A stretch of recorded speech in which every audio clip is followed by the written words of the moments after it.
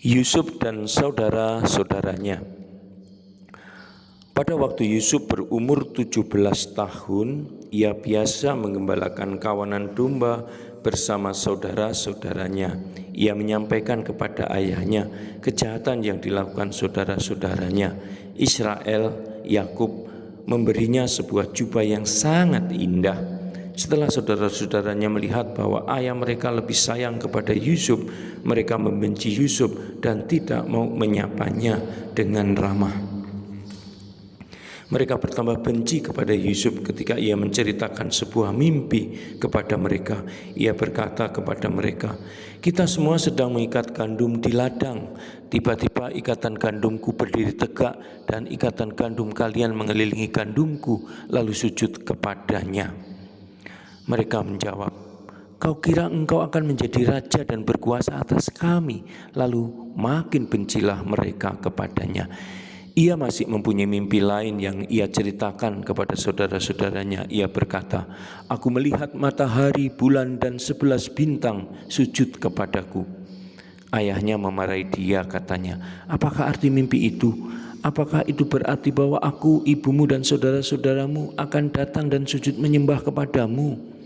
Namun meskipun saudara-saudara Yusuf iri hati kepadanya, ayahnya tetap memikirkan mimpi itu.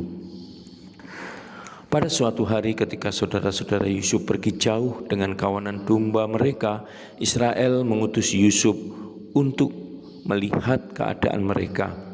Dari kejauhan mereka melihat Yusuf dan sebelum ia mendekati mereka, berkatalah mereka satu sama lain, "Lihat, si tukang mimpi datang, ayo kita bunuh dia dan lemparkan mayatnya ke dalam sumur yang kering. Dan kita katakan nanti bahwa dia diterkam binatang buas. Kita lihat apa yang akan terjadi dengan mimpi-mimpinya itu."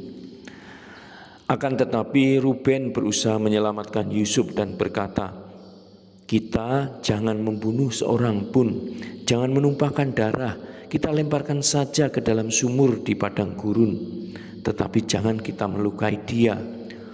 Ruben berencana menyelamatkan Yusuf dari tangan mereka dan mengembalikannya kepada ayahnya. Ketika Yusuf tiba, mereka menanggalkan jubah Yusuf yang sangat indah dan melemparkannya ke dalam sumur yang kering.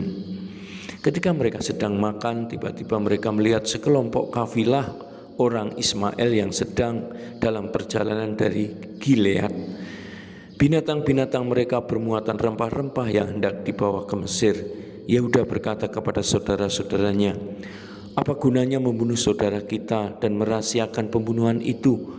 Mari kita jual dia kepada orang Ismail itu. Tidak perlu kita sakiti dia karena dia saudara kita." Saudara-saudaranya setuju.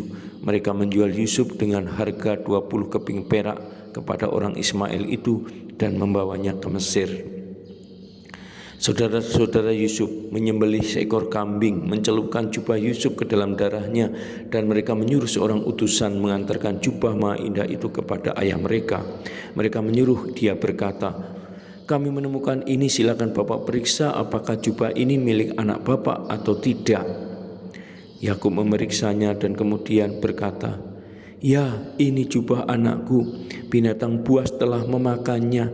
Yusuf telah dikoyak-koyak. Anak-anaknya, baik laki-laki maupun perempuan, mencoba menghiburnya, tetapi ia terus berkabung karena Yusuf."